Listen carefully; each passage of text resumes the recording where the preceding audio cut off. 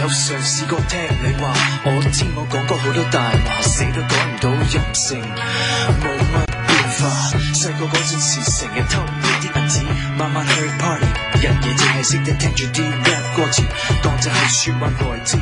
我老豆老媽子。對唔住阿媽，對唔住阿媽，諗翻9歲嗰陣應唔應該離開溫哥華？但我細個真係想去認識我呢個爸爸。對唔住阿爸，我知你好辛苦㗎，賺錢去賺我哋嘅家。但我翻到香港追求老豆嘅教導，點知嚟到佢望到時間都冇，我只有金錢嘅回報。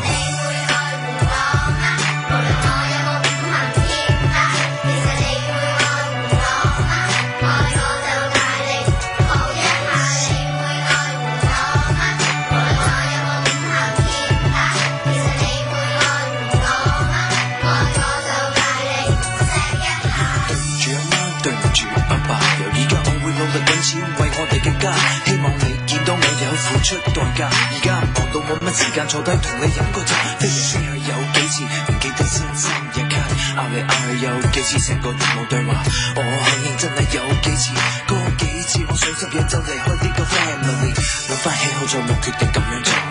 我有咁好嘅老豆老母，我應該驕傲，今時今日依然同你做，各有各角度，你叫我去東我去西，我唔係故意咁樣做，我有我原則，我唔會讓步，我喺度行緊我自己條路，你哋依然唔叫我對啲狗仔客